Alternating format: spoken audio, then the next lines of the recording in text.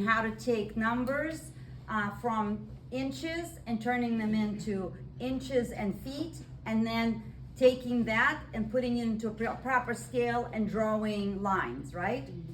Instead of doing one line at a time, so figuring out the number, then putting it on paper, then figuring out the scale, drawing a line, and then going to the next one, and so on and so forth, which is stopping and starting multiple different activities, essentially, even though it's a one thing that I'm asking for. So instead, batching would imply or have you do all the math first. Does that make sense? Like if there's 10 lines, do all the math first, then do all the lines next, then figure out the scale and shorten the line to where it needs to be, and then turn it in. One of the things I used to do with my little girls is to teach them business concepts and to teach them processes. I would say we had a lot of laundry. I don't know if you ever have little children, there's a lot of laundry. You could do laundry every single day of your life. And I don't have that kind of time because I run businesses and I teach and I had little children. So I said to my girls, Mommy's gonna do laundry twice a week. I'm gonna do it on Tuesday and we're gonna do it on Saturday. So if whatever laundry is created is not down here for me to put into the laundry, by Tuesday or Saturday, not happening till the next session. That's batching. Does that make sense? So I just wanted you guys to understand that. And now what was the question that we started with? Oh, that's why I want you guys to put everything into a PowerPoint, because that way you don't have to go back. Everything you guys will just feed that beast. And then everything will be there and you can redo it and redo it and do it to the last day. Nothing is really graded, finally graded, till the very last day of your presentations. So there's always a redo, because that's the process. We were just having that conversation earlier with a student. Design is not we walk in, we interview a client, and we have a solution, and that's it. Now that's done. It's a process. It's a tweaking, it's a negotiating, it's back and forth. I have a story that is appropriate for our last week's lecture. So what happened last week? Anybody remember? What happened last week? What did we learn last week? You can talk.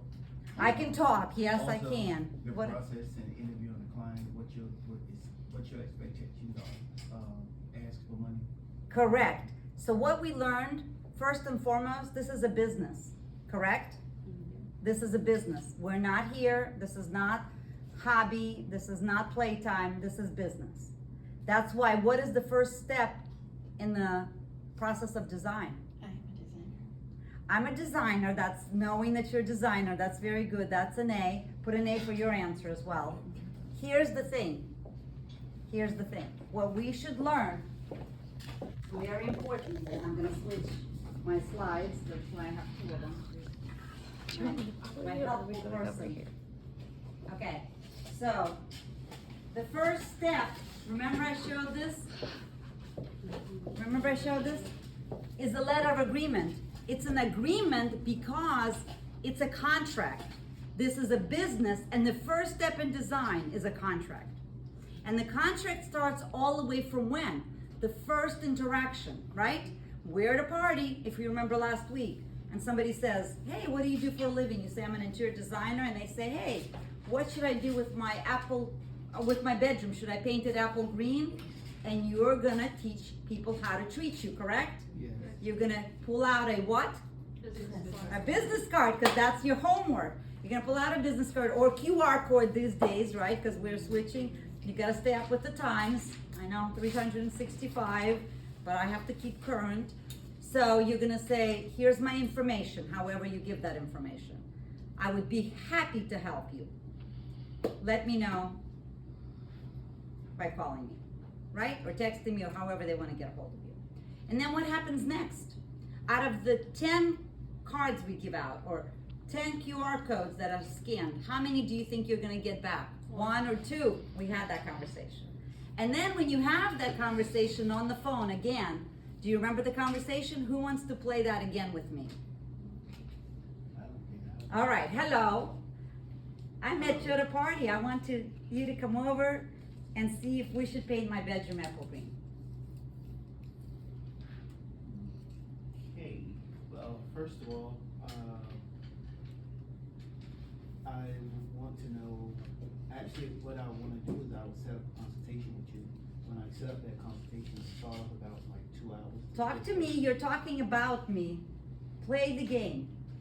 That's what I'm explaining. Oh. I'm explaining to you. Oh, you're explaining? Okay. The whole process. I'm Okay. explaining you that, hey, what I would do first is I would, set up a interview with you so we can find out what your likes, your dislikes. It's gonna probably be like two hours so I can get to know you. There is a consultation fee of about $150 that I would assess at that time just for the consultations. We can figure out where we wanna go at, and then we could possibly move forward. How do you feel about that? Well, that's a lot. That's a lot of information. Let me call you back. Okay, you can call me back.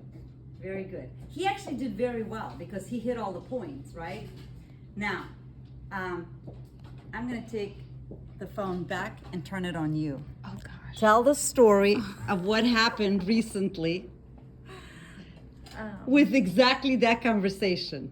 You're on. Oh, which one? We had 2 clients that we just dealt with exactly this. You want to tell the first one first? So the first one, the client thought that it was complimentary, which there is no complimentary because we're paying for time and your expertise. And then the second client really didn't want to sign the contract, did not want to pay the fee, really wants ideas, which that's what you're being paid to do, is to give your ideas. And it was a lot of back and forth and a lot of questions, which that's a whole other interview process too, is how do you deal with someone who is going through a million questions. All right, I'm gonna turn it back around. All right, so this is what happened. We had one client months and months ago contact me because she was given my name and number by somebody. So I don't advertise. I don't have a website. I don't advertise. I don't even want to take clients on unless they beg me, truly. And if you could see my text back and forth, I'm like, I'm not available. I'm not available. I'm not available. She's like, but you were highly recommended. I'm like, okay, why don't you see if you really want to come and let me see if we would get along and if we'd be a right match, which is what I told you guys. It's almost like a marriage. You become so close to your clients because they tell you things they don't tell their best friends sometimes because you're in their home, you're making their space, all kinds of stuff. So it has to be a good fit. So I said, and I've never done this before, to this first client that she was just referring to, I said, why don't you come to class? Because the class was starting and it was based on exactly what I just taught you guys last week, essentially, that we charge and all of that.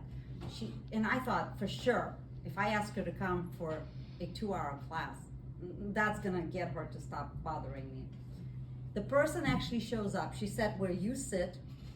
She sat through the entire 4 hours. She sat through this class and she sat through the next class. And she was walking out. She says, I definitely want to hire you. I'm like, okay, this is actually impressive. She came, she sat, she gets what I'm talking about. I don't have to go through this whole process of that we charge. She got it, right?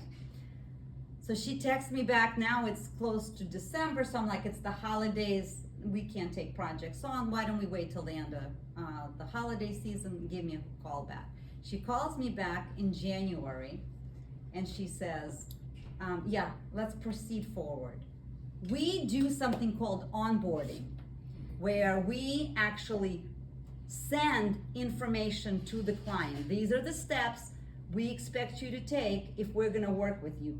We'll set up an appointment, but we will not show up at the appointment unless you do the onboarding stuff. And then there's a whole process to it. So we set up like a Pinterest account for the client.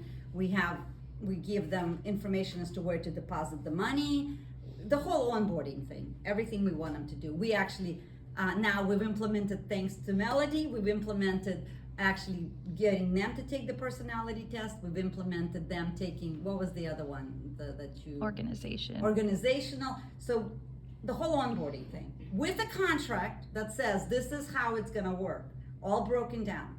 We send it to the client and we say, we'll follow up. The client responds by saying, we did this, this, and this. Great, we're on board already. The only thing we didn't do is the Pinterest, but we'll get to it on Monday. So I said to Melody, fine, we'll wait till Monday, we'll follow up with them. Monday, Pinterest is not done. I'm like, we'll give them till Wednesday because we have the meeting set up for Saturday. Wednesday comes, Pinterest is not done, I call him up. She's in the room, Whitney's in the room, I put the person on speaker and I go, hello. I know we have appointments set up for Saturday. We have not received the money and you have not finished Pinterest. So what's going on? Can we be of help? Is there a confusion? How can we be of help? She goes, I'm not exaggerating. She said, oh, I thought that the consultation, the 2 hours, are complimentary.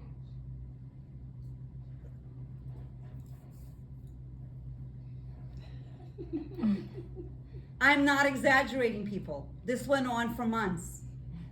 Concrete contract was sent. And they told you how much they wanted to spend too. That And was they the told other. us the budget. Yes, because they did some of the homework. They told us the budget. And it was not a little budget. It was thousands of dollars. And yet, after all of the professionalism that we showed, she came and saw that I actually do this not only as a career, but I actually teach this. And she heard me say in class, we charge. Did that happen? Mm-hmm. This happened, what, last week or the week before? A couple weeks ago. Couple of weeks ago. Then we have somebody else that contacts her. And we had to write a letter to that person saying, we might not be your flavor because you're coming across very difficult. We didn't say it that way. We can read you the letter. We said it very politely. But essentially we were like, yeah, no. There's a little there's a little tidbit we may want to add. There's called quadrants of D's, of D type clients that you want to take on. So it's D1, D2, D3, D4. And in the D's, you don't really want D1s because they're the clients that you're going to babysit. You're going to handhold, you're going to walk them through. You're going to have to give so much of your time that you're going to be like, this is not worth it. So you really want to hone who your D clients that you want to take on. And sometimes it's a learning curve. So sometimes we have to take these on to know that we're not going to do this again. I have a very short learning curve now because I've learned. So she was like, but maybe we should, no, be very firm and clear. We're not your flavor possibly.